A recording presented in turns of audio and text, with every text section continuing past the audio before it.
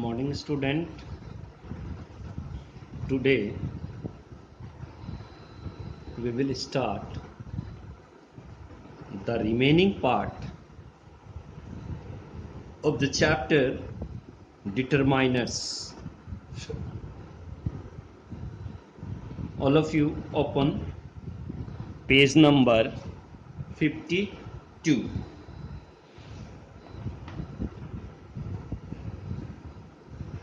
In page number 52, student, do it yourself. उसमें दिया हुआ है आपको do it yourself. And in a previous class, we came to know that many is used for countable noun and much is used for uncountable noun. For example, many books. So we can count the book, 1 book, 2 book, 3 book, 5 book, 6 book, right? And much water, much milk, much oil. तो आप देख रहे हैं बेटा, oil को भी हम लोग काउंट नहीं कर सकते हैं, वाटर को भी काउंट नहीं कर सकते हैं, है ना? एक यूनिट में उसको काउंट करते हैं, 1 लीटर 2 लीटर, वो यूनिट है वो, राइट है? तो अब हम लोग यहां देखेंगे इस डू इट योरसेल्फ में रिवीजन है आपका. So let's start. Circle the correct answer. There are not many people on the road. Look at there. All of you know there that people, we can count the people. हम लोग public को count कर सकते हैं ना? तो much और many में क्या लगेगा? मेनी. क्या लगेगा वहां? Many. Am I right? Then we will see the next one. उसके बाद हम लोग देखेंगे आगे नेक्स्ट में. क्लियर है? शुरू करें. Next. There are not many people on the road. I hope visible होगा सारे बच्चे को. नेक्स्ट है there are a few newspaper on the table. कितने न्यूज़पेपर है? फ्यू. अ फ्यू, क्योंकि हम लोग न्यूज़पेपर को काउंट कर सकते हैं बेटा, और लिटिल अनकाउंटेबल में लगता है, तो इसीलिए हम वहां पे क्या कर रहे हैं? There are a few. थोड़ी बहुत, 1 होगा, 4 होगा, 5 होगा, 6 होगा, 7 होगा, 10 होगा. A few newspaper on the table. And on the सी,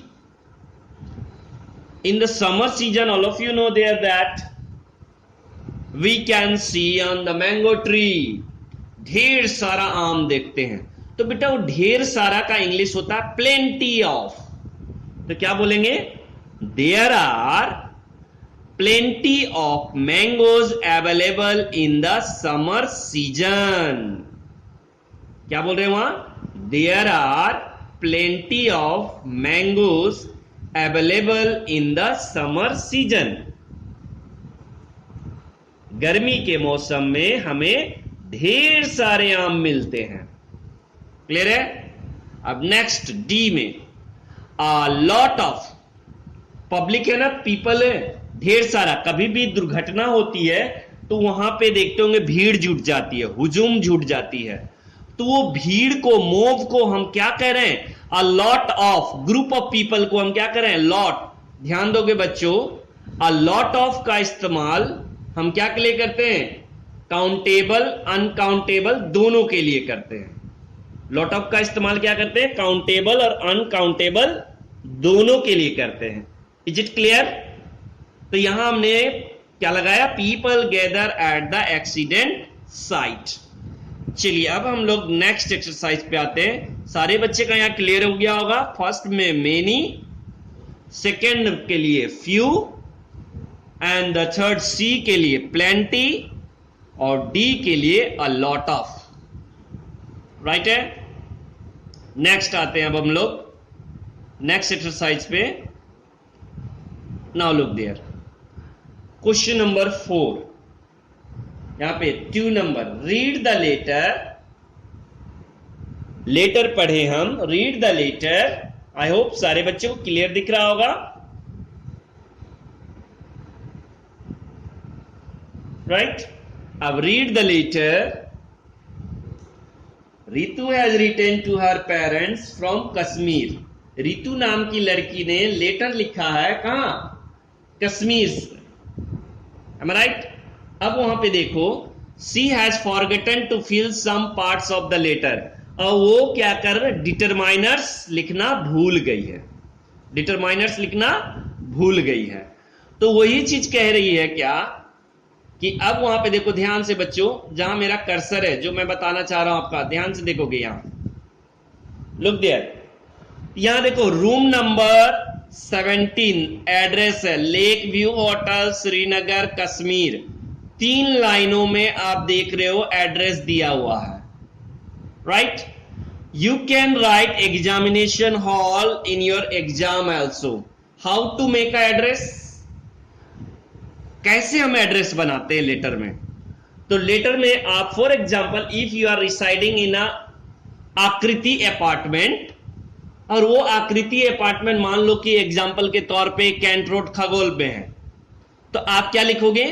आकृति अपार्टमेंट रूम नंबर 101, है ना?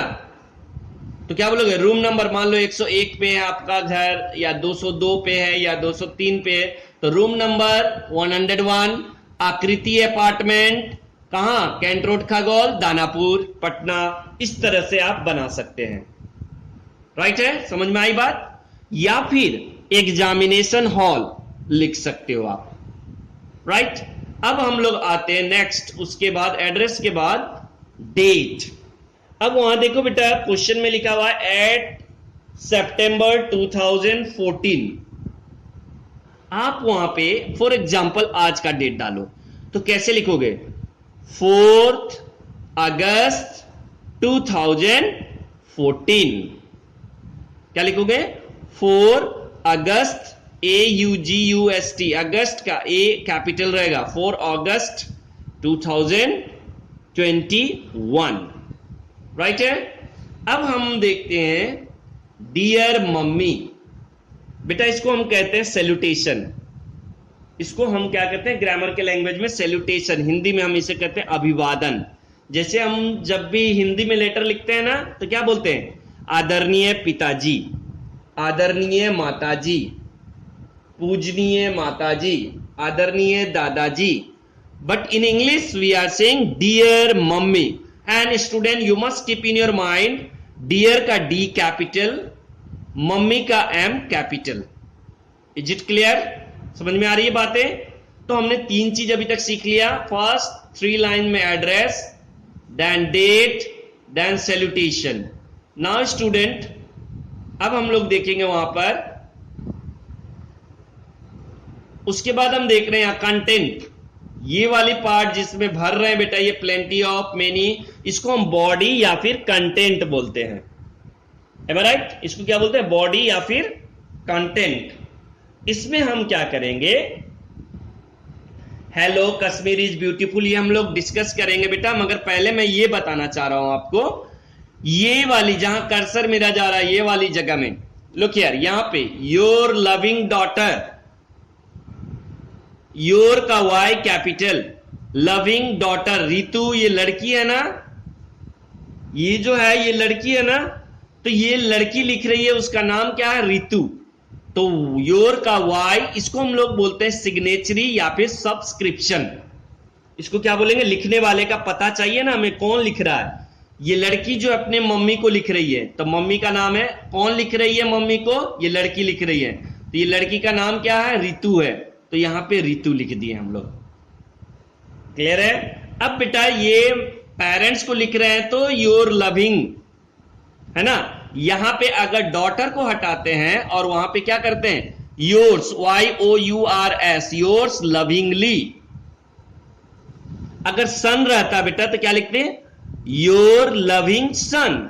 लड़के जो है वो क्या लिखेंगे? Your loving son. बट यहां क्वेश्चन में क्या पूछा गया है? रितु।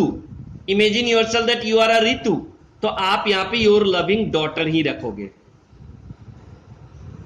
आई होप यहां तक सारे बच्चे को क्लियर हो गया होगा कि हाउ टू मेक अ और how to write a letter.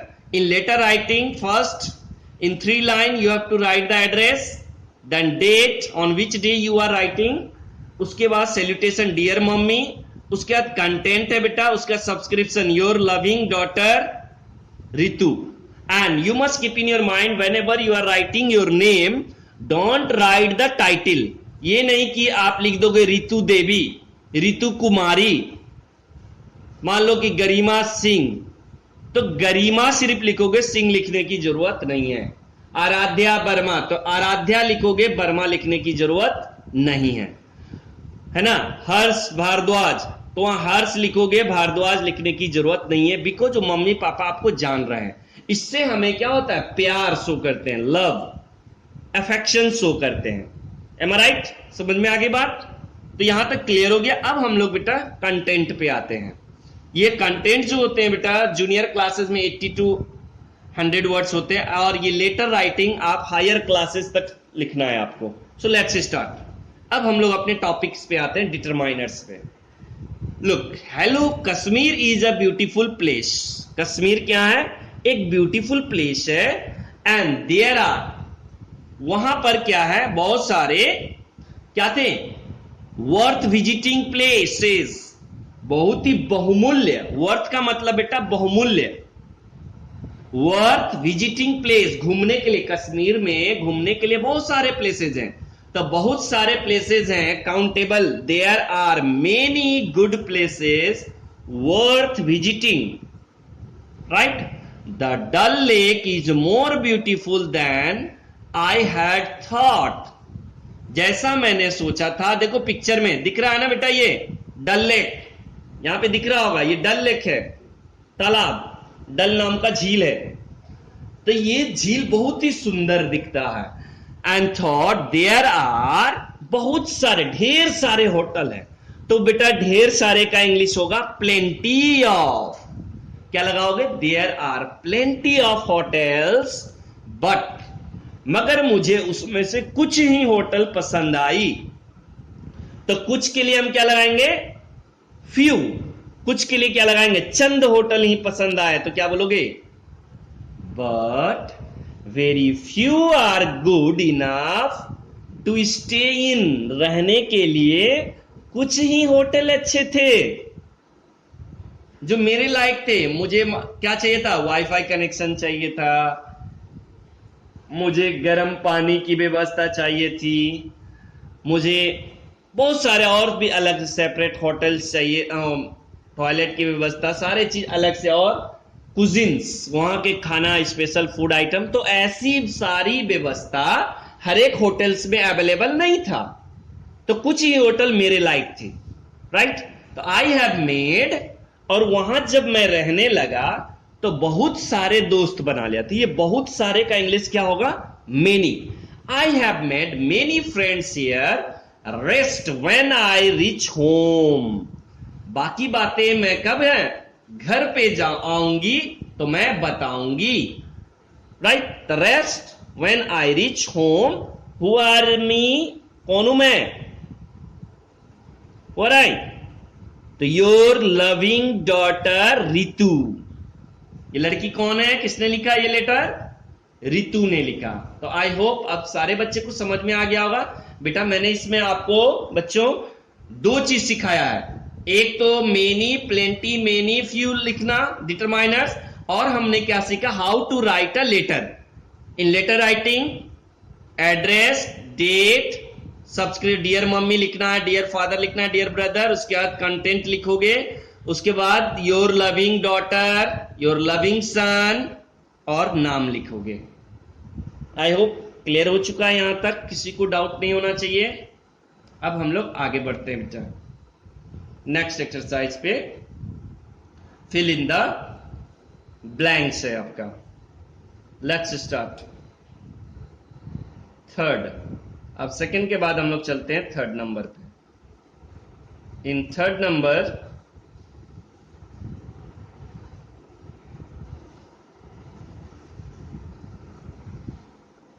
Let's see, fill in the following blank using many और मच।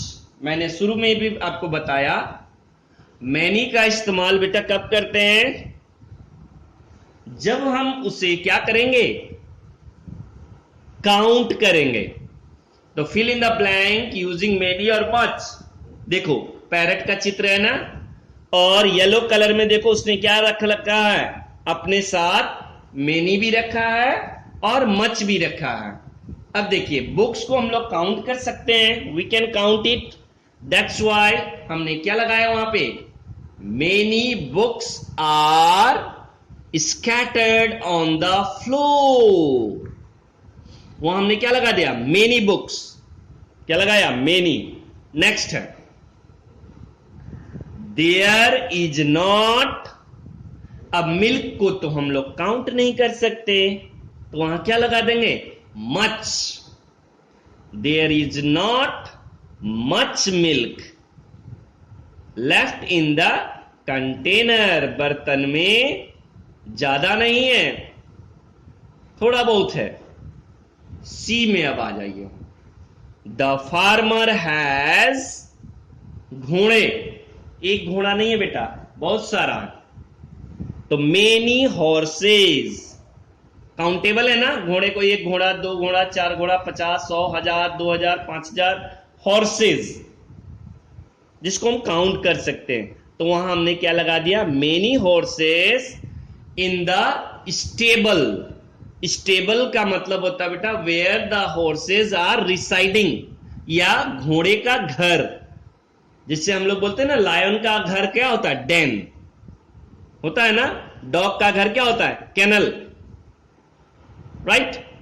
उसी तरह से घोड़े के रहने का जगह को हम बोलते हैं स्टेबल, राइट। अब आते हैं डी नंबर पे। आई, सारे बच्चे जानते हैं इंफॉर्मेशन को हम काउंट नहीं कर सकते हैं, कितना इंफॉर्मेशन है नोबडीज नो। तो वही चीज कह रहा है, I do not have much information, we cannot count the information, that's why we are using there much. I do not have much information about his whereabout, कहां है वो, मुझे इसकी जानकारी नहीं है। Is it right now? Next, we need, E number है, we need many chairs for the party. All of you know there that chair को हम लोग क्या करते हैं, काउंट कर सकते हैं। अगर हम पार्टी मनाते हैं तो वहां गेस्ट आएंगे, and to sit the guest we require chairs. हमें क्या चीज की जरूरत होगी, कुर्सी की जरूरत होगी। तो क्या बोलेंगे, we need many chairs for the party. हमें क्या चीज की जरूरत है, बहुत सारे कुर्सियों की जरूरत है। तो many chairs for the party. I hope up to here it is clear now, है ना। फिर से मैं रिपीट कर दे रहा हूं, ए नंबर में हमने मेनी लगाया क्योंकि बुक्स है, वहां काउंटेबल नाउन है। बी नंबर पे मच लगाया क्योंकि वहां देखो नाउन कौन सा है, मिल्क, जिसको कि हम काउंट नहीं कर सकते हैं। सी नंबर में मेनी लगाया हमने क्योंकि हॉर्सेस बेटा काउंट कर सकते हैं, प्लूरल है वहां, राइट है। अब ए वाले में भी देखो बुक्स प्लूरल था, है ना, इस बात को ध्यान दे करके देखो। इंफॉर्मेशन देखो सिंगुलर है वहां, तो वहां हमने क्या लगाया, मच लगाया। मेनी चेयर्स, तो चेयर्स देखो बेटा प्लूरल है, तो वहां हमने क्या लगाया, मेनी लगाया। तो हमने यहां सीख लिया, काउंटेबल नाउन के साथ मेनी लगाओगे, अनकाउंटेबल नाउन के साथ मच लगाओगे। I hope it is clear now. अब किसी बच्चे को इस चैप्टर्स में डाउट नहीं होनी चाहिए। Is it clear to all of you? So student,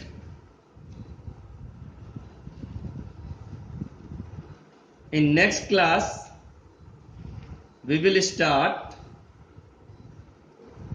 our next chapter, unit 7, that is verb. Clear? Page number 53 में ये हम लोग नेक्स्ट क्लास कल सीखेंगे. And all of you know the meaning of verbs means action word, जिसमें action छिपा होता है. जैसे कि आई प्ले फुटबॉल, तो हम वहां देख रहे आई बेटा नाउन है ना. नाउन कहने का सेंस में प्रोनाउन है, राइट. और उसके बाद प्ले जो है वो एक्शन शो कर रहा है तो वर्ब है, और फुटबॉल जो है बेटा वो नाउन है. Am I right? तो हमने क्या देखा, जिसमें कोई क्रिया दिखे, कोई काम दिखे, उसको हम लोग वर्ब कहते हैं, जो हम लोग कल पढ़ेंगे. So in determiners I hope you don't have any doubts. Students, in determiners हमने 4 टाइप्स पढ़ा. डिटरमाइनर्स में पहला क्वांटिफायर.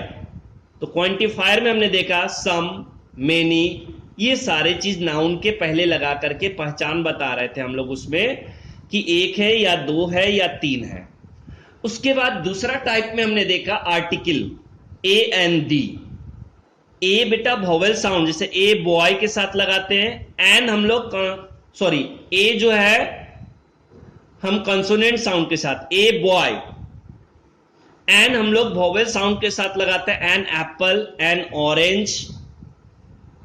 और द पर्टिकुलर या स्पेशलाइज्ड करते हैं, या किसी को स्पेशल दर्जा देते हैं तो द लगाते हैं, या रिपीट करते हैं किसी लाइन में तो द लगाते हैं. तो 2 क्लियर हो गया, क्वांटिफायर, आर्टिकल. तीसरा था बेटा डेमोन्स्ट्रेटिव. तो डेमोन्स्ट्रेट का मतलब होता है दिस दैट. तो दिस पास के लिए लगाओगे, दैट दूरी के लिए लगाओगे. और दिस दोज, दिस प्लूरल होता है बेटा, दोज भी प्लूरल होता है. This THIS this singular, THAT that plural. का जब करना होगा दैट का तो दोज कर दोगे. दीज का THIS दिस का, THESE these. Is it clear now? और लास्ट आपका था पोजेसिव. पोजेसिव में हमने क्या देखा, माई. पोजेसिव में हमने क्या देखा था, माई, आवर, हर, हीज. तो ये ऑनरशिप बता रहा था. माई पेन, मेरा कलम, right. I am going to over my class. Thank you, have a nice day.